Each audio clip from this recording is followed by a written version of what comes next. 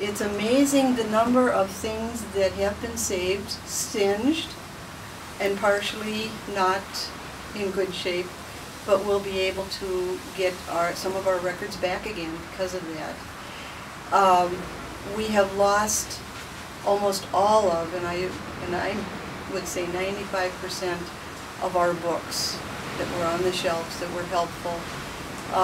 Everything from genealogy to Swedish history to maps to Isanti County history, all of these things are gone. And now when people, we start thinking when people come in, we will not have these records to help them find their ancestors. And another big thing that was lost in our research room, I would call it a research room because it was the only place where there was a table and people could sit down and write out after finding some goodies about their family. The cemeteries were very important. That was one thing that we discovered, and we had one special book that was really helpful in pinpointing the cemetery, and then we had cemetery records from many of the churches. And with all of these things, people were able to find where some of their ancestors had been buried. And then, of course, we had a lot of information about the different churches in the county. It's just so much. Fortunately, we do have a lot of maps left. Because of our map cabinet, we will have some information like with plat books. Our special one was the 1898 one and the 1914 one, and those people got excited about. So many things I couldn't even start to tell you. The bright side, just 2 days ago, we were shoveling in front of the filing cabinets because I knew that we had some things in that bottom drawer, and the bottom drawer was hidden with all of the stuff that had come down from the roof, so we had to shovel our way in. And we found some artifacts that we knew were there, and we were wondering what condition they were going to be in, and they're in fine condition. So we were very pleased with that. Yep, lots of things are good, other things we mourn for.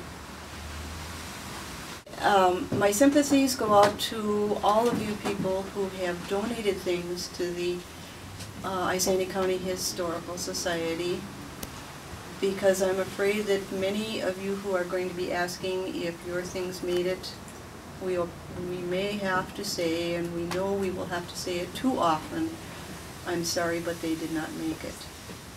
We thank you for your sympathies, because we have heard people say, I just cannot believe this, I am so sorry. Thank you for thinking about us, but we are going to write about this. And we will be starting again. It'll be like starting over, except we do have a few things that we can begin with. But it will be a new beginning, and it will be a good beginning.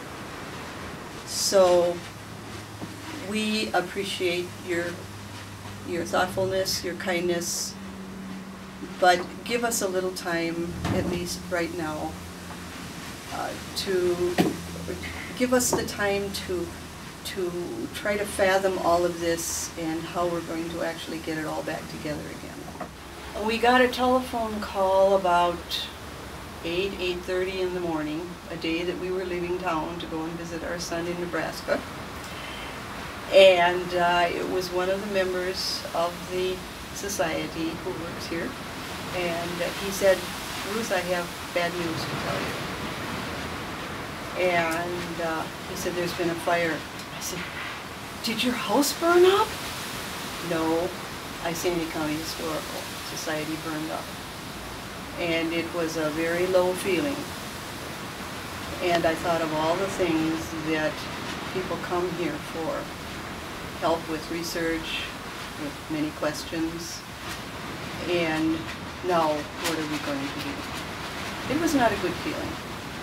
But it took me a while to actually get myself into it. Once looking and walking into where my little cubby hole had been. Yeah, it was difficult because there was nothing left. The desk which I had used had been the desk of Mr. McKay, who had been at the Isanti elementary school many years ago. His his teacher's school desk. And I treasured that because I met the man. And it's gone, totally. Everything in the desk is gone. So the first feeling was of total, oh, what's the use? But when we started digging in a little bit, we found several arrowheads from a collection which had been actually 2 boxes full of arrowheads, but now we have 3.5 arrowheads left of that. So that was a plus.